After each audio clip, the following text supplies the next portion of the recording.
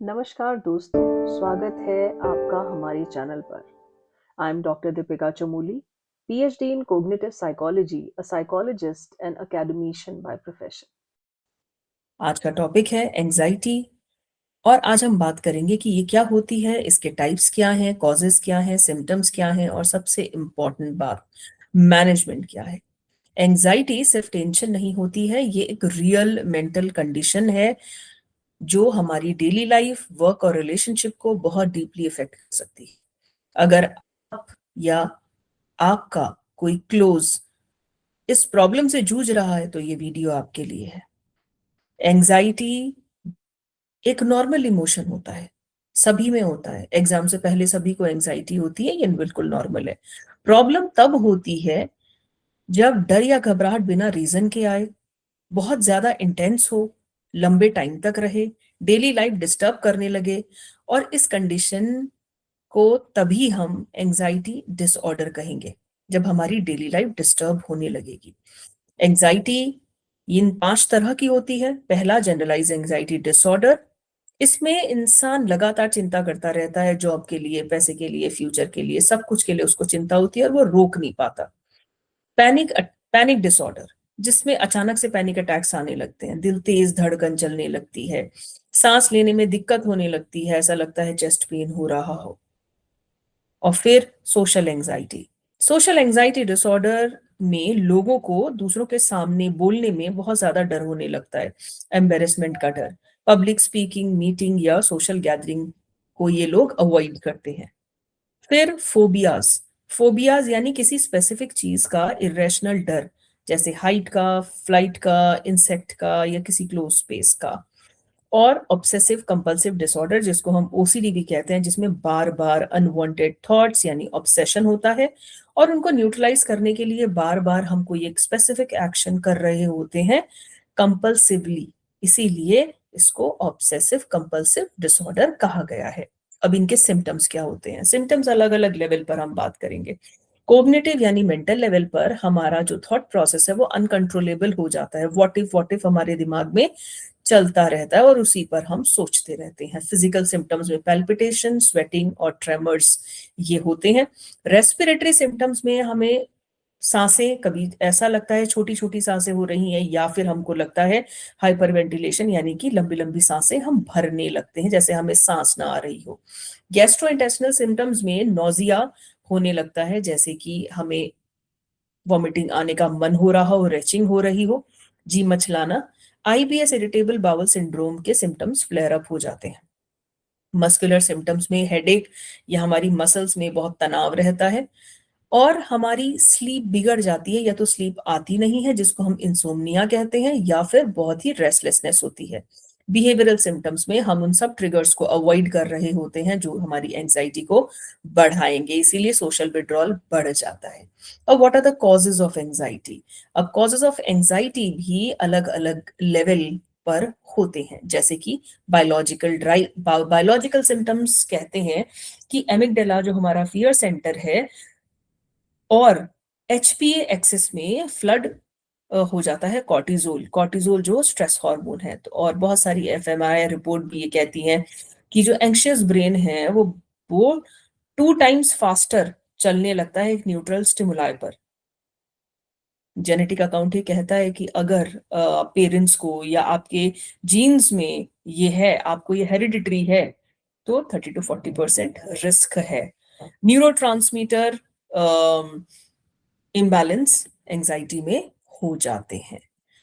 Physiological foundation ये कहता है कि एडवर्स चाइल्डहुड एक्सपीरियंसेस, अगर चाइल्डहुड ट्रॉमेटिक एक्सपीरियंसेस हुए हैं तो एंजाइटी एडल्टहुड में होने के चांसेस बढ़ जाते हैं, क्योंकि हर छोटी चीज को हम कैटेस्ट्रोफाइज करके देखने लगते हैं। नॉर्मल वरीज हमारे लिए क्राइसिस बन जाती है, थिंकिंग हमारे लिए ओवर थिंकिंग हो जाती है, बैलेंस थिंकिंग हमारे लिए नेगेटिव थिंकिंग हो जाती है। एनवायरमेंटल एम्पलीफायर्स भी होते हैं, जैसे कि 7 घंटे से कम सोना, सोशल मीडिया में लगे रहना, वर्चुअल स्पेस में लगे रहना, कैफीन और शुगर का इंटेक ज्यादा। और पोस्ट पेंडेमिक डब्ल्यूएचओ का डेटा कहता है कि 25% ग्लोबल इंक्रीज इन सब चीजों में हुआ है। अब इसके मैनेजमेंट क्या है? मैनेजमेंट एक बहुत ही इंपॉर्टेंट पार्ट है, प्लीज आप इसको ध्यान से देखें, क्योंकि एंजाइटी से बहुत सारे लोग त्रस्त हैं। बीइंग अ साइकोलॉजिस्ट, मेरा हमेशा कहना होता है कि पहले आप अपने लेवल पर करो। सो प्रोफेशनल प्रोग्रेशन ग्राफ अगर हम देखें तो पहले हमें सेल्फ हेल्प करना चाहिए। अब सेल्फ हेल्प में हम क्या करेंगे? अपना नींद को आप ठीक करो, एटलीस्ट 8 घंटे सोने की कोशिश करो, रात की नींद लेने की कोशिश करो कि आप 10-11 बजे सो जाएं और रात की नींद आप पूरी ले सकें, जो आपके ब्रेन है उसको रिलैक्सेशन मिल सके। खाने में यानी कि डाइट में ऐसी चीजें न लें जो स्टिमुलेंट है, जैसे कि निकोटीन, जैसे कि आप चाय पीते हैं या फिर आप कॉफी पीते हैं, इन सब का इंटेक को आप बंद कर दें, स्पेशली आप रात को इनके इंटेक को बंद कर दें। ऐसी कोई भी चीज जो आपको गैस कर रही है, क्योंकि एंजाइटी को हम गैस, बहुत टाइम तक ऐसा भी होता है कि एंजाइटी के सिम्टम्स गैस से मिसडायग्नोज होते हैं एंड वाइस वर्सा। सो ये सब गैस वाली चीजें थोड़ा हम मिनिमाइज कर दें। अपना योगा, 30 मिनट्स ऑफ योगा या 30 मिनट्स ऑफ वॉक हम बढ़ा दें। ये हम सेल्फ हेल्प टेक्निक्स अगर यूज करते हैं तो बहुत हद तक हमारी एंजाइटी का इशू सॉल्व हो सकता है। और भूलिए नहीं, किसी भी आंख बंद करके 5 मिनट अगर आप माइंड मेडिटेशन करेंगे या फिर कोई चैंटिंग करेंगे, वो भी इसमें बहुत कारगर है। अगर इन सब से भी आपका एंजाइटी ठीक नहीं हो रही है, ये पॉइंट है जहां आपको साइकोथेरेपिस्ट या फिर साइकोलॉजिस्ट या फिर साइकेट्रिस्ट को अप्रोच करना पड़ेगा। अब एंजाइटी के 3 लेवल्स हैं, या तो माइल्ड होगी या मॉडरेट होगी या सीवियर होगी। In case of mild, psychotherapy is very helpful. In case of moderate, आपका first line of treatment is medication, और मेडिकेशन के साथ साथ साइकोथेरेपी चलेगी, and same goes to severe. Now moving ahead, हम किस किस तरह की साइकोथेरेपी देते हैं इसमें? सीबीटी, कोग्निटिव बिहेवियरल थेरेपी के 12 से 16 सेशंस लगते हैं और 12 से 16 वीक ये चलती है। कोग्निटिव बिहेवियरल थेरेपी में जो इरेशनल मैप्स हैं, जो आपके कोग्निटिव डिस्टॉर्शंस यानी कि एरर्स आपकी थिंकिंग में जो आ चुके हैं, उनके ऊपर आप अपने साइकोलॉजिस्ट के साथ काम करते हो और अपने ब्रेन को एक तरह से कंडीशन करते हो रैशनल थिंकिंग के लिए। ACT is acceptance and commitment therapy. MBCT is mindfulness based cognitive therapy. इसके 8 से 12 सेशन लगते हैं और इसमें एक्सेप्टेंस एंड कमिटमेंट में भी माइंडफुलनेस का बहुत बड़ा कंटेंट यूज होता है, और MBCT तो बेस्ड ही माइंडफुलनेस पे है। एक्सपोजर एंड रिस्पॉन्स प्रिवेंशन कहता है कि 80% सक्सेस फोबियाज और ओसीडी रिलेटेड एंजाइटी में हो जाती है अगर हम 10 to 20 सेशंस इसके लें। रिलैक्सेशन, बहुत सारी थेरेपीज हैं जिसके 6 से 8 सेशन में एंजाइटी काफी बेटर हो जाती है।